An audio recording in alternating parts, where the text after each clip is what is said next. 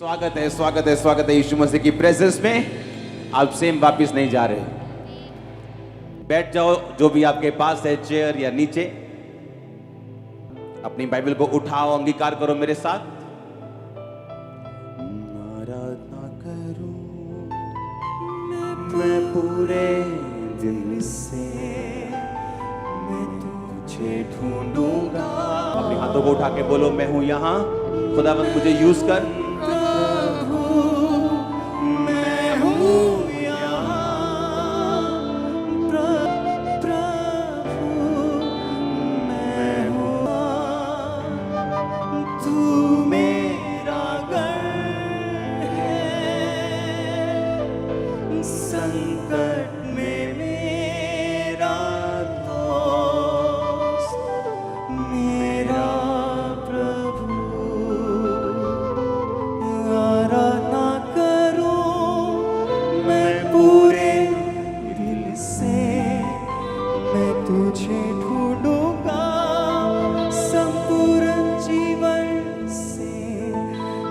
सेवा करूंगा मेरी सारी चीजों से, मैं हूँ यहाँ,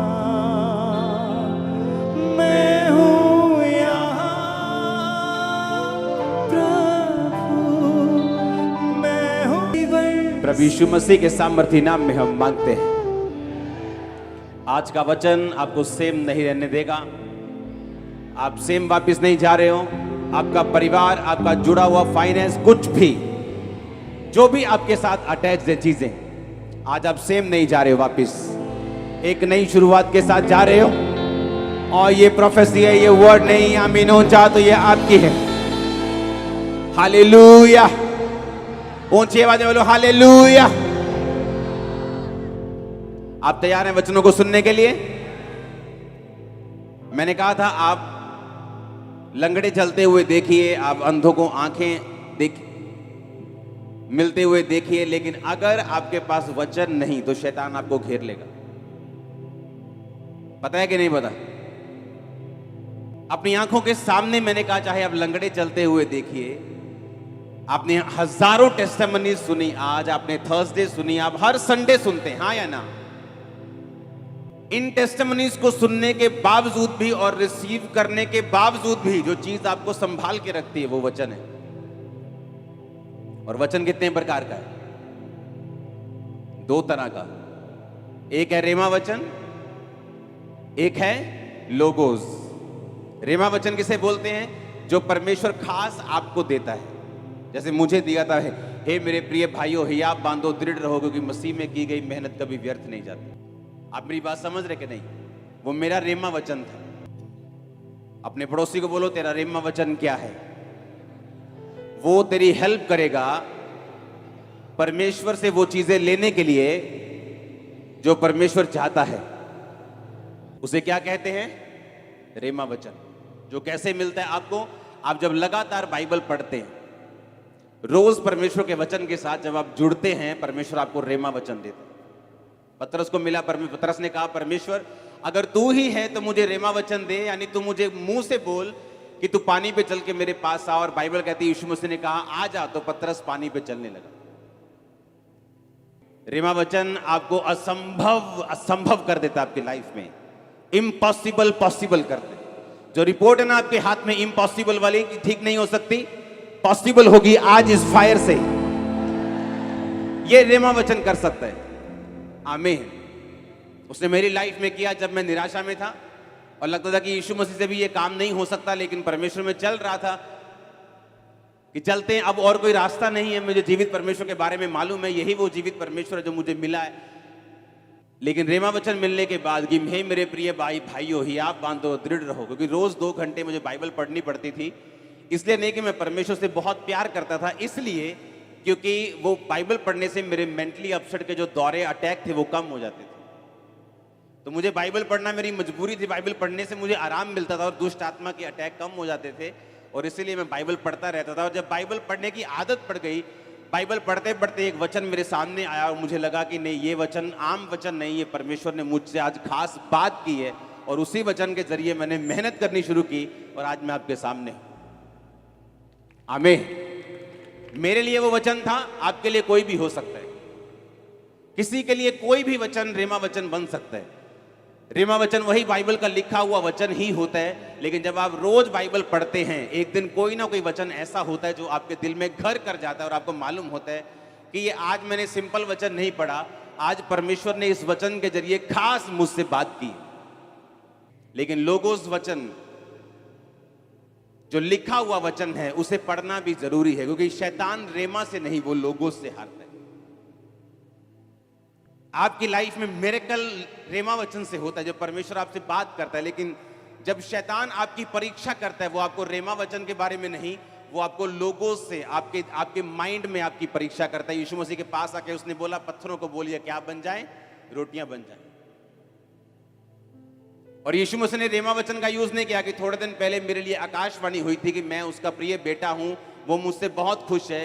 यीशु मसीह ने लिखे हुए वचन का यूज किया और कहा कि शैतान, लिखा है इंसान अकेली रोटी से नहीं परंतु परमेश्वर के मुख से निकले एक वचन से जिंदा रहेगा। आमीन।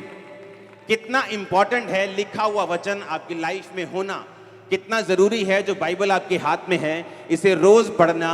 नहीं तो जितने मिरेकल्स आप देखते हैं, जितने मिरेकल्स आप रिसीव करते हैं, जितना सामर्थ आप रिसीव करते हैं, उसके बावजूद शैतान आपको धोखा दे जाएगा अगर आप इस वचन को नहीं पढ़ते तो। इमेजिन करो, लंगड़े चलते हुए देखना, पागलों को संगलियों से आजाद होते हुए चर्च में देखना, 25 साल बाद प्रेगनेंसी देखना, लंगड़ों को चलते हुए देखना, बॉर्न क्रिपल को चलते हुए देखना, और फिर भी शैतान से धोखा खा जाना, क्योंकि हमें लगता है कि हम परमेश्वर को पूरी तरह से जानते हैं। लेकिन बाइबल कहती है परमेश्वर के कामों को जानना और परमेश्वर को जानना, ये दोनों अलग अलग चीजें। बाइबल कहती है उसने इजराइलियों पर अपने काम प्रकट किए और मूसा के ऊपर अपनी गति प्रकट की। आनंदित हो जब परमेश्वर काम करे, खुशी मनाओ जब वो गवाहियां दे। हम हर रोज प्रार्थना करते, परमेश्वर हमारी गवाहियों के टेस्टिमनीज के लेवल को बढ़ा और सामर्थ दे, और लंगड़े चलाने की और मुर्दों को जिलाने की। लेकिन साथ साथ हम ये भी ध्यान रखते हैं कि जिस चीज ने हमें संभाल के रखना है और शैतान से बचाना है और उस पर वार करने का हमें ताकत देनी है, वो परमेश्वर का वचन है। अपने पड़ोसी को बोलो, रोज पढ़ना है, आराम से, ध्यान से, फोकस से और आत्मा से इसे पढ़ना है। आमीन। अगर आप बाइबल को पढ़ने की आदत डाल लेंगे तो जब शैतान आपकी परीक्षा करने के लिए आएगा, आप उसे दबा देंगे अपने पैरों के नीचे। मैं आपको सच कह रहा हूं, क्योंकि जब वो अपने क्वेश्चंस के साथ आता है तो आपके माइंड में आता है, आपके माइंड में वो अजीब से क्वेश्चंस पैदा करता है, सवाल पैदा करता है, आपको अलग अलग तरह से वो टॉर्चर करने की कोशिश करता है, आपको पाप के फायदे दिखाने की कोशिश करता है, वो कई कुछ करने की कोशिश करता है। और अगर आपने सिर्फ लंगड़े चलते हुए देखें और वचन के बारे में आपको जीरो नॉलेज है तो आप फंस जाएंगे। इसीलिए मैं कहता हूं कि उस चर्च को अटेंड करो जहां परमेश्वर का वचन आपको गहराई से मिल रहा हो। वो जहां भी हो, आप जहां भी, जिस देश में मुझे सुन रहे हैं, अगर आप वचन में कच्चे रह गए तो शैतान के लिए आप एक इजी टारगेट हैं। उसे मालूम है कि उसे एक्सपीरियंस है, वो पुराना सांप है, उसे मालूम है आपको किस तरह से घेरना है। उसने यीशु मसीह के पास आके बड़ी बड़ी बातें नहीं की। उसे मालूम था कि 40 दिनों का यीशु मसीह भूखे हैं, तो उसने कहा कि अगर तू परमेश्वर का बेटा है तो पत्थरों को रोटियां बन जाएं, बोल दे। शैतान को मालूम है आपको क्या चाहिए। किसी की कमजोरी पैसा है, किसी की कमजोरी व्यभिचार है, किसी की कमजोरी कुछ है। उसे मालूम है आपकी कमजोरी क्या है। किसी की कमजोरी डर है, किसी की कमजोरी उसकी पढ़ाई है, किसी की कमजोरी उसका बिजनेस है, किसी की कमजोरी उसके रिश्तेदार हैं। शैतान को मालूम है आपकी कमजोरी क्या है, और अगर आप वचन में कच्चे हुए, वो आप ही की कमजोरी को आप ही के खिलाफ यूज करेगा और आपको गिरा देगा। और वचन आपको ताकत देता है अपनी कमजोरियों के ऊपर ओवरकम करने के लिए। वचन आपको ताकत देता है अपने पाप के ऊपर कब्जा करने के लिए। इसलिए परमेश्वर ने कहा, अपने शरीर को शैतान के हाथों में और पाप के हाथों में नहीं सौंपो, अपने अंगों को धर्म के हथियार होने के लिए परमेश्वर के हाथों में सौंप दो। एक बार जरा जोरदार हालेलुया बोल दो जरा। आमीन। इसलिए अगर आप वचन से प्यार करते हैं, इसको रोज पढ़ते हैं, ये आपके मोबाइल में होना चाहिए, जिस तरह फेसबुक आपके मोबाइल में है। ये आपके घरों के ऊपर टंगा हुआ होना चाहिए। आपके फेवरेट वर्ड्स, आपके रेमा वचन, वो वचन जो आपके दिल को अट्रैक्ट करते हैं, जो वचन आपके दिल को अच्छे लगते हैं, आपको मालूम है कि कहीं परमेश्वर मुझसे इन वचनों के जरिए बात कर रहा है। ये आपकी गाड़ियों पे लगे होने चाहिए, ये आपकी साइकिल पे लगा होना चाहिए, आपके बाइक पे लगा होना चाहिए, आपके घर पे लगा होना चाहिए, आपके नौकरी वाले स्थान पे, आपके बिजनेस पे, आपके घर पे, आपके घर के दरवाजों पे ये लगा होना चाहिए। इसी ने आपको बचाना है। जो कुछ आप ले भी रहे हो ना खुदा से, अगर आपने कैंसर से हीलिंग ले ली है, इसको संभाल के भी वही वचन हेल्प करेगा कि आप रख सकें। इतना जरूरी है परमेश्वर के वचन को पढ़ना और इसे समझना। आमीन। परमेश्वर ने इतिहास में बहुत से लोगों को ब्लेसिंग दी है, बहुत से लोगों को मसा दिया है, बहुत से लोगों को पदवियां दी हैं, लेकिन बाइबल कहती है कुछ लोग उसे संभाल पाए और कुछ लोग उसे नहीं संभाल पाए। दूसरा शमूएल 1 उसकी 1 से 16 और पहला शमूएल 15 उसकी 1 से 3 आप नोट करो सबसे पहले इन वर्सेस को। दूसरा शमूएल 1 उसकी 1 से 16 आयत को हम पढ़ेंगे। शाऊल के मरने के बाद जब दाऊद अमालेकियों को मारकर लौटा तो दाऊद को सिकलग में रहते हुए 2 दिन हो गए। तब तीसरे दिन ऐसा हुआ कि शाऊल की छावनी में से एक पुरुष कपड़े फाड़े सिर पर धूल डाले हुए आया, और जब वह दाऊद के पास पहुंचा तो भूमि पर गिरा और उसे दंडवत किया। दाऊद ने उससे पूछा, तू कहां से आया है? उसने कहा, मैं इजरायली छावनी में से बच के आया हूं।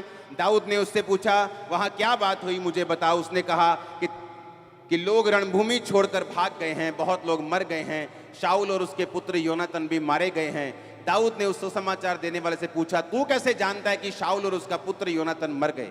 समाचार देने वाले जवान ने कहा, संयोग से मैं गिलबो पहाड़ पर था तो क्या देखा कि शाऊल अपने भाले की टेक लगाए हुए है।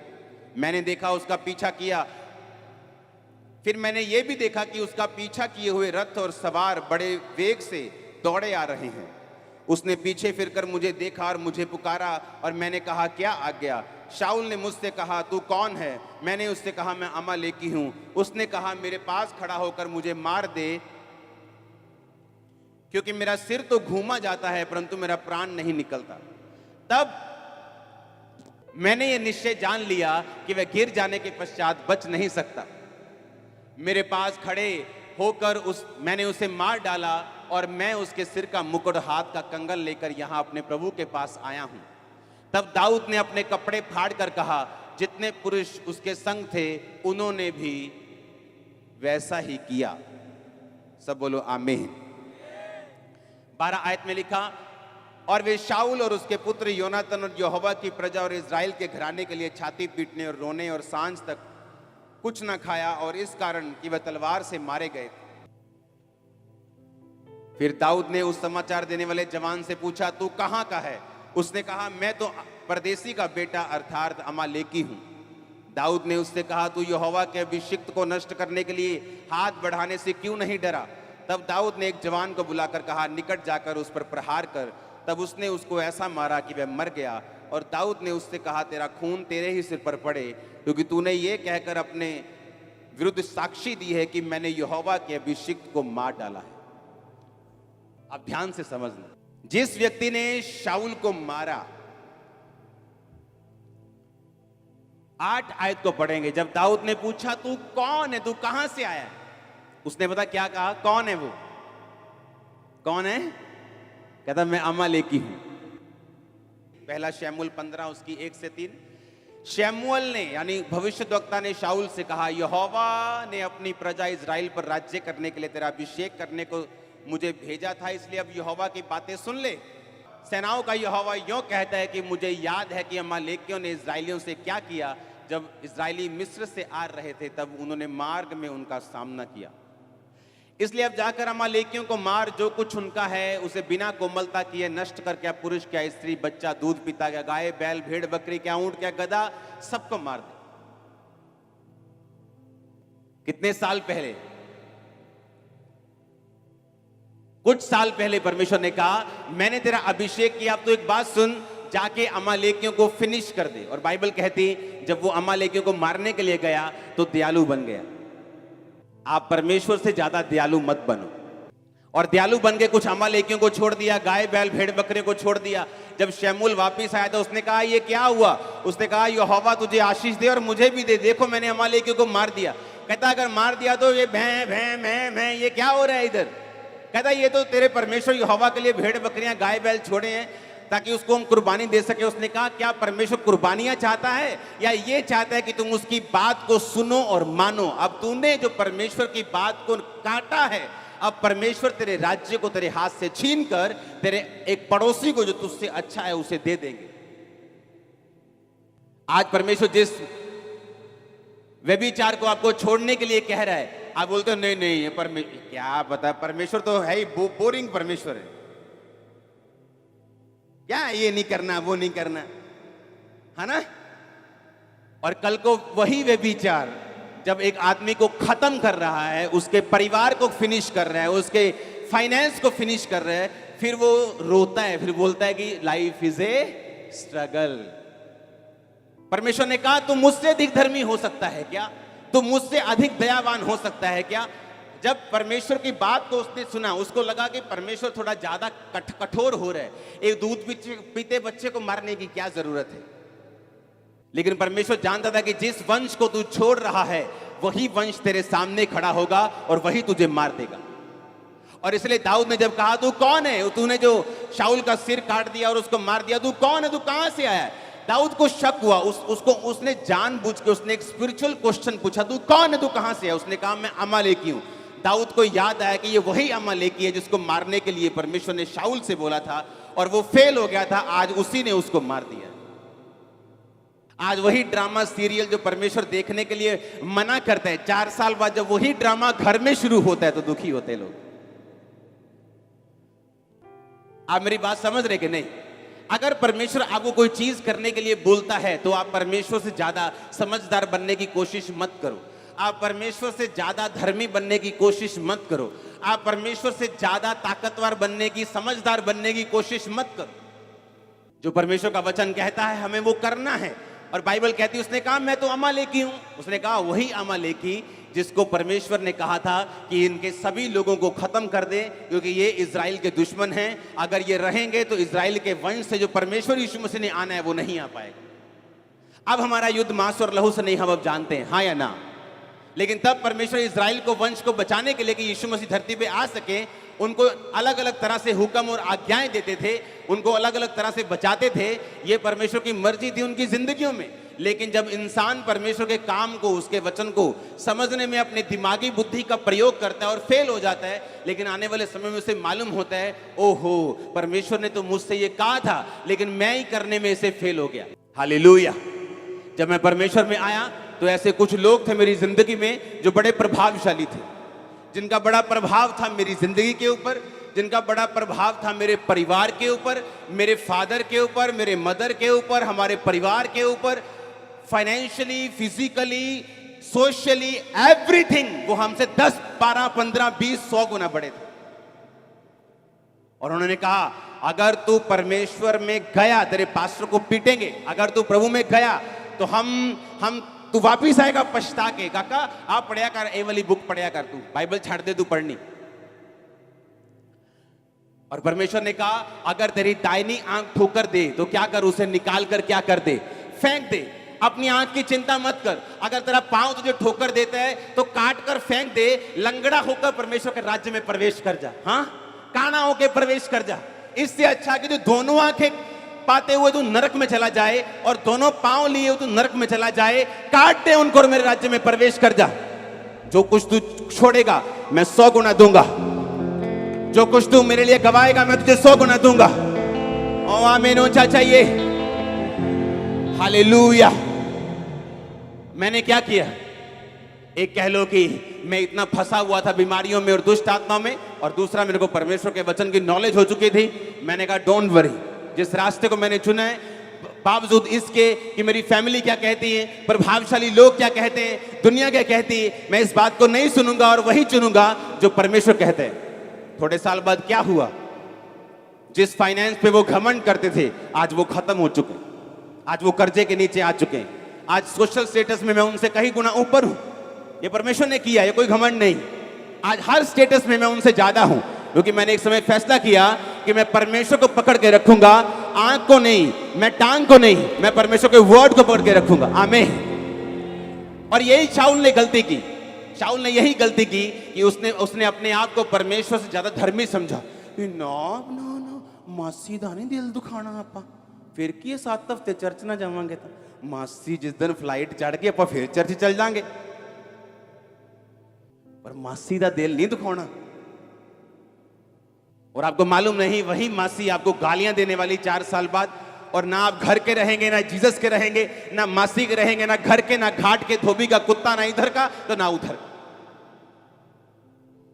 ऐसी हालत मैंने देखी ऐसे लोगों की जिन्होंने मेरे साथ बपतिस्मा लिया, मेरे जैसे एक्साइटेड, मेरे जैसे अपने घरों को छोड़ने के लिए तैयार, मेरे जैसे प्रचार करने के लिए तैयार, लेकिन एक दिन फैमिली आके बोलती है, ए काका जे तू जाना है चर्च तो फिर देला ना तेरा ब्याह करना, ना तेन दुकान च हिस्सा देना, ना तेन आ करना, सरेंडर कर दिए, चलो शादी हो जाएगी। अब शादी में बीवी रोज मारती है।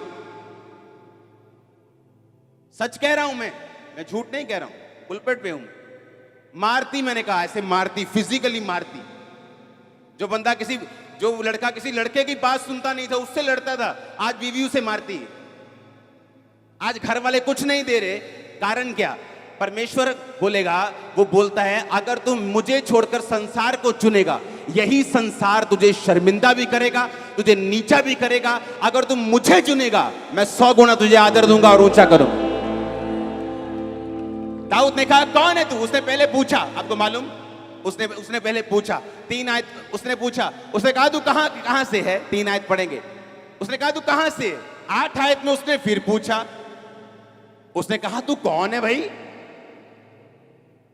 उसे मालूम था कोई स्पिरिचुअल कनेक्शन है ये। उसने कहा तू कहां से, तू कौन है, तू कौन है? उसे मालूम था कि ये जो बंदा सामने है ना, ये स्पिरिचुअली नॉनसेंस इंसान है, जिसे ये मालूम नहीं कि यहोवा के अभिषेक के विरुद्ध तुम हाथ नहीं उठा सकते। इमेजिन करो, वो पास्टर भी जो गिरा हुआ है, तुम उसके विरुद्ध हाथ नहीं उठा सकते, और सोचो जो गिरा हुआ नहीं है उसके खिलाफ अगर तुम उठाओगे कुछ, तो परमेश्वर तुम्हारी हालत कितनी पतली कर देंगे। इमेजिन करो, जो गिरा हुआ है उसके खिलाफ परमेश्वर बोलने नहीं देते, उसके खिलाफ एक्शन लेने नहीं देते, और सोचो जो खड़ा हुआ है, जो गिरा हुआ नहीं है, उसके खिलाफ कोई बोलेगा तो परमेश्वर क्या हालत करेंगे। वो तुम्हारे साथ है, तुम्हारे परिवारों के साथ है, ऊंचा करने के लिए, तुम्हें ब्लेस करने के लिए, तुम्हें संसार में उत्तम ब्लेसिंग देने के लिए, तुम्हें ऊंचा ऐसा करने के लिए कि लोग देखें। मैंने कहा वो तुम्हारे साथ है यीशु मसीह के नाम में। Hallelujah, hallelujah. क्या चाहते हो तुम? अपने बॉस की बात सुन के यीशु मसीह को छोड़ देना क्योंकि तुम्हें नौकरी प्यारी है? वो तुम्हें खुद बॉस बना देगा अगर तुम खड़े रहोगे तो। आज वो लोग जो प्रभाव रखते थे, आज खुद परमेश्वर में आना चाहते हैं, क्योंकि मैं खड़ा रहा, परमेश्वर, मैं खड़ा रहा, मेरा परिवार मेरे पीछे आया, लोग मेरे पीछे आए, अब वो पीछे आए, क्योंकि ये रीजन था। परमेश्वर ने कहा, आपको मालूम, जो लोग आपका विरोध करते हैं, एक्चुअल में परमेश्वर उनको ब्लेस करना चाहते हैं, और शैतान उन्हीं को यूज करता है आपके खिलाफ। और अगर आप उस समय इंसान की शक्ल ना देख के परमेश्वर की योजना को समझेंगे, और इंसान को अगर ऑफेंड करना पड़े, नाराज करना पड़े, आप कर देंगे, लेकिन परमेश्वर को पकड़े रहेंगे, आप उसी इंसान की आशीष का कारण बन जाएंगे जो आपका विरोध कर रहा है। तो अगर आप परमेश्वर की बात नहीं सुनेंगे और शैतान की बात सुनेंगे और इंसान की बात सुनेंगे, उनका भी नुकसान होगा और आपका तो होगा ही होगा। इमेजिन करो, अगर मैं उन लोगों के पीछे लग जाता, आज वो खुद भी कंगाल हो चुके और मुझे भी कंगाल कर देते, फिर दोनों कंगाल कंगाल घूमते, स्पिरिचुअली कंगाल, आत्मा में कंगाल। पैसा कोई बड़ी बात नहीं है, गलत लोगों के पास भी बहुत है। पैसा उतना चाहिए जितने से आप अपनी जिंदगी को परफेक्टली गुजार सकें बिना पाप किए। आमीन। मैं वही पजामा और टी शर्ट में घूमता हूं, चाहे 2-2 साल हो गए मेरे को लिए हो, कई बार मुझे कोई फर्क नहीं पड़ता। मैं भी आप ही की तरह वो हरी सब्जी खाता हूं, क्योंकि मुझे वेट कम करना है, कभी बढ़ जाता है, कभी कम हो जाता है। हालेलुया। चिंता मत करो पैसों की, परमेश्वर की चिंता करो। तुम्हारे पैरों के नीचे होगा पैसा, मैं आपको बता रहा हूं। तुम चलोगे ना, परमेश्वर बिछा देगा उसको। आप मेरी बात समझ रहे हो कि नहीं? आपको ये प्रूफ करना होगा कि आप उसकी संतान हैं, आप उसके सन हैं, आप उसके रियल डॉटर हैं। आपको अपने कर्मों से प्रूफ करना होगा। याकूब कहता है कि तुम अपने विश्वास को बिना कर्मों के दिखाओ। तुम बोलते हो मैं विश्वासी हूं, बिना बिना कर्मों के तुम नहीं। कहता मैं अपने विश्वास को कर्मों के द्वारा दिखाऊंगा। यानी जो कर्म नहीं करता वो विश्वासी नहीं। आपके कर्म बताते हैं, परमेश्वर में लिया गया स्टैंड बताते हैं। जो चीज परमेश्वर आपको आज मना कर रहा है वो आपको दुखी कर सकती है, वो आपको नाराज कर सकती है, आपको थोड़ी मुश्किल में, दुविधा में डाल सकती है, लेकिन याद रखो वो आपके लिए लाइफ सेविंग रेमेडी है। अगर शाऊल इस बात को समझता कि परमेश्वर ने क्यों अमालेकी दूध पीते बच्चे को भी नाश करने के लिए क्यों बोला, तो वहां वो मरता ना। मैं आपको गारंटी देता हूं। आप प्रभु से ज्यादा धर्मी मत बनिए, परमेश्वर से ज्यादा आप चालाक मत बनिए, प्रभु से ज्यादा समझदार मत बनिए। उसको मालूम है कि फ्यूचर में शैतान आपके लिए क्या रखे बैठा है, और परमेश्वर को यह भी मालूम है कि वो फ्यूचर में आपको क्या देना चाहता है। आप मेरी बात समझ रहे कि नहीं? इसलिए जो लोग वचन को नहीं समझते, जो लोग वचन को नहीं जानते, वो अपनी लाइफ में एडजस्टमेंट के साथ चलते। जिधर पलड़ा भारी उधर के हो गए, जिधर थाली का बैंगन इधर संसार भारी तो संसार की तरफ हो गए, आत्मा में भारी तो आत्मा की तरफ हो गए। ऐसा परमेश्वर नहीं चाहता। वो चाहता है जो स्टैंड आपने लिया है, जो जिस बात पे आप विश्वास करते हैं उस पे खड़े रहें, परमेश्वर के वचन पे अड़े रहें, ताकि आप गवाहियों के साथ वापस आ सके। मैं आपको अनॉइंट करता हूं, मैं आपको मसा करता हूं, आप टेस्टिमनीज के साथ वापस आ सके। मैंने कहा मैं आपको अनॉइंट करता हूं। आमीन हो जाए ये बरकत आपकी है चर्च। हालेलुया। आप इन बातों को समझ रहे कि नहीं? एक वर्शिपर लड़की को परमेश्वर ने कहा कि तुम मैरिज मत कर। एक पास्टर उसको मिला उसकी लाइफ में, वो भी सेवा करता था, वो भी सेवा करती थी। उसने प्रभु को मनाना शुरू किया, प्रभु वो भी सेवा करता, मैं भी सेवा कर दी, तो इकट्ठे ही बचा लांगे अपन रूमान। हाँ, पास्टर है फिर भी है ना, प्रभु का दास है, ये है वो है, बंदा फिर है ना करता फिर पूरियां परमेश्वर सामने। शादी हो गई, अब उसे मालूम था मैरिज होने के बाद वो यूज नहीं हो रही। प्रीच तो कर रही है लेकिन उस तरह से इस्तेमाल नहीं हो रही, क्योंकि परमेश्वर का हुक्म था। सबको ये हुक्म नहीं है। आप मैरिज कर सकते हैं, सेवा कर सकते हैं, सेवा बढ़ेगी भी, वो बात नहीं। हर केस अलग अलग है। और जब सालों साल इस्तेमाल नहीं हुई, मैरिज भी फेल हो गई, एक दिन आया डाइवोर्स हो गया, बुढ़ापे में जाके इस्तेमाल हुई, उसकी सेवकाई से बेनीहीन बचा। हम जितना मर्जी कोशिश कर ले परमेश्वर को कुछ समझाने की, लेकिन जो परमेश्वर ने कह दिया वो हमारे फायदे के लिए। जब अपने स्पिरिचुअल फादर के चर्च में होता था, परमेश्वर मेरे एक एक रुपए को मेरी जेब से खाली कर देते। लाखों रुपया मेरी जेब में होता था और परमेश्वर बोलता था दे ही जा बस। और मैं बोलता था कि परमेश्वर तू श्योर है ना, मेरे पास जाते वक्त सिर्फ टिकट बची है और 1 रुपया भी नहीं है, और मैं इंटरनेशनल पास्टर हूं और मेरी जेब में पैसा नहीं है, देख ले कैसा लगेगा। और परमेश्वर कहता था देता जा, और मैं आते जब पहुंच जाता था थैंक्स करके कि पहुंच गए, भी जलंधर पहुंच गए। आके मैं बोलता था कि अब हम 2 गुना 3 गुना बढ़ेंगे। लोगों को लगता था ऐसा क्या कर रहे हो तुम 2-3। मुझे मालूम था मैं परमेश्वर के वर्ड को, उसके बात को फॉलो कर आया हूं। मैं प्रार्थना में रहा हूं, मैंने परमेश्वर के वचन को इग्नोर नहीं किया। अब हम बढ़ेंगे। रिकॉर्ड ब्रेकिंग गैदरिंग्स होती थी। लोगों की समझ में नहीं आता था कि ये हो क्या रहा है। वो एक नतीजा था पीछे बैकग्राउंड में परमेश्वर की आवाज को सुनने का और उसकी आवाज को मानने का। आमीन। अगर आप परमेश्वर की फिर आवाज को सुने, फिर कंप्यूटर में आपको गैदरिंग्स बनाने की जरूरत नहीं। हालेलुया। फिर कैमरा एंगल घुमाने की जरूरत नहीं, फिर आपको मालूम है कि आप क्या कर रहे हो। आप मेरी बात समझ रहे कि नहीं? अगर आपने वचन को समझ लिया, अगर आपने ये समझ लिया कि परमेश्वर मेरी लाइफ में क्या चाहते हैं, और आपने उसे फॉलो करने का फैसला कर लिया कि मैं इसी चीज को फॉलो करूंगा। मेरी बुद्धि परमेश्वर से ज्यादा नहीं है, मेरी समझ उससे ज्यादा नहीं है, मेरा स्टैंड, मेरी दूरदर्शिता उससे ज्यादा नहीं है। जितना प्रभु दूर देख सकता है मैं नहीं देख सकता। बंद कर दो हिसाब किताब से चलना, परमेश्वर के लिए खुले ओपन में चलो, दिलेरी के साथ चलो, वो आपके साथ खड़ा होगा। मैं सच कह रहा हूं आपको। आप किसी इंसान के लिए स्टैंड लो, वो मुकर सकता है, परमेश्वर नहीं मुकर सकता। वो पीछे नहीं हट सकता। वो सर्वशक्तिमान परमेश्वर है। उस पतरस ने कहा, परमेश्वर हम सब कुछ छोड़ के तेरे पीछे हो लिए, हमें क्या मिलेगा? यीशु मसीह ने कहा, एक भी नहीं, ऐसा एक भी केस नहीं होगा। उसने नहीं कहा कि बहुत है जो मेरे पीछे चलेंगे, उसने ये नहीं कहा। उसने कहा एक भी ऐसा नहीं जो मेरे पीछे चले और इस समय 100 गुना ना पाए।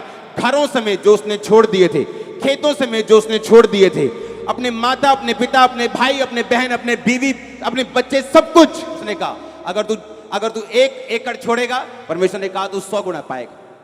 अब बीवी मत छोड़ देना, हाँ, कि 100 बीवियां मिलेंगी। आप समझ रहे मेरी बात को? उसने कहा जो कुछ तू छोड़ेगा मैं तुझे कितना दूंगा।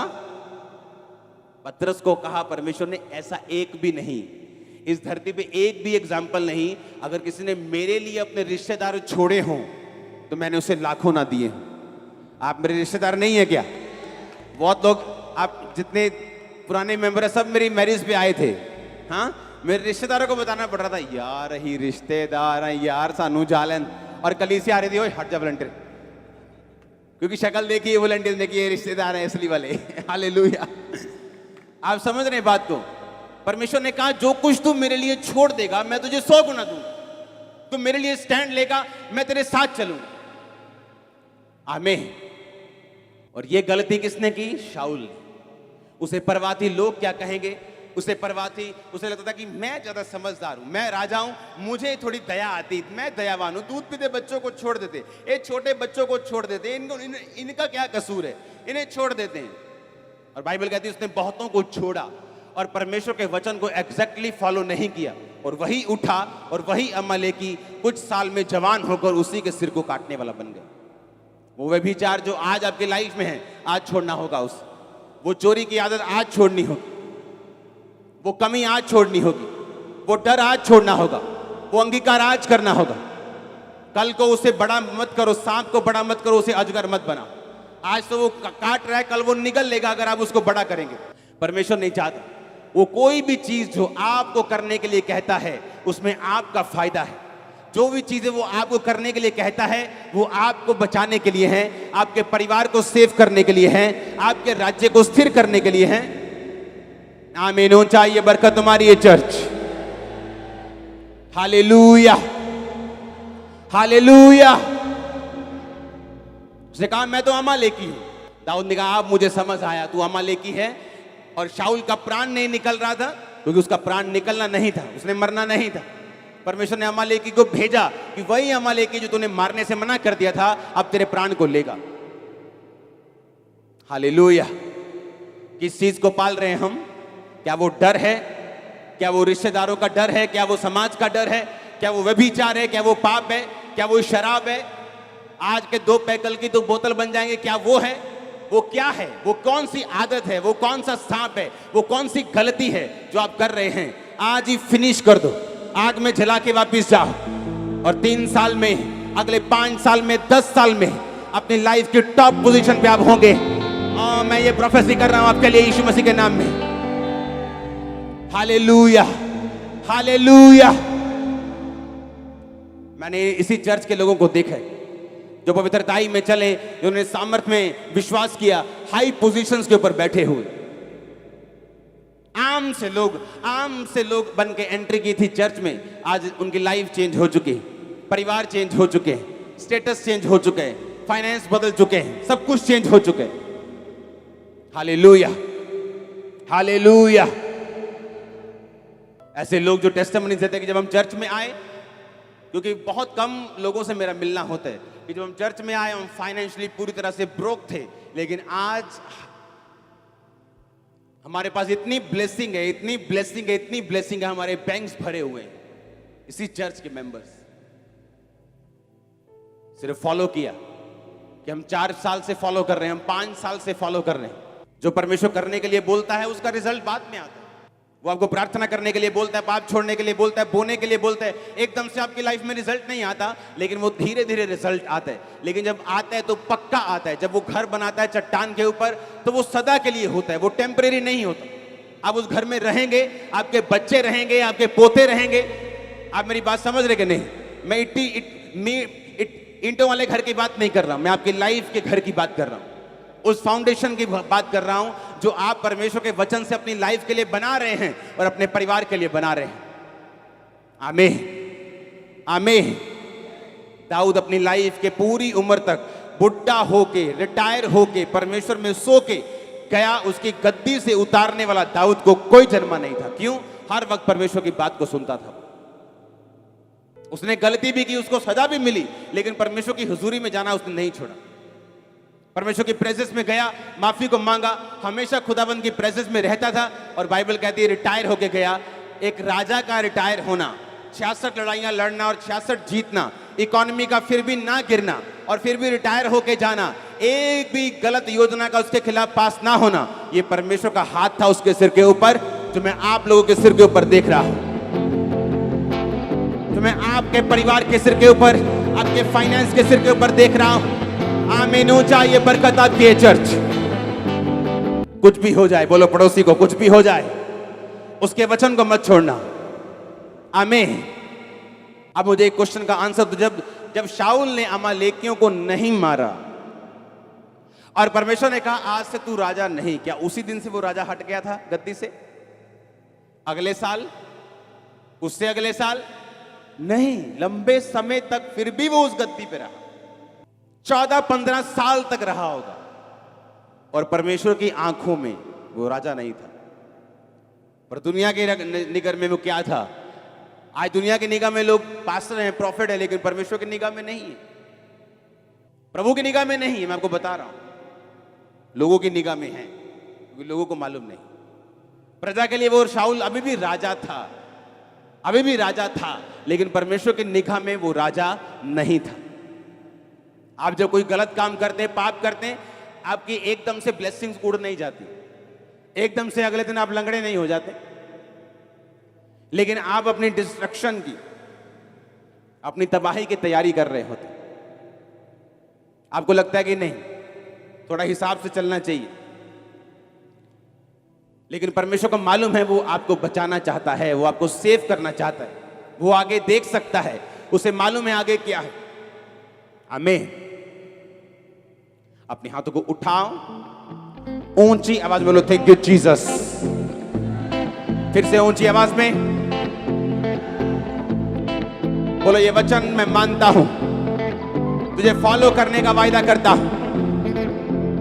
मांगो ऊंची आवाज में थैंक यू जीसस बोलते हुए।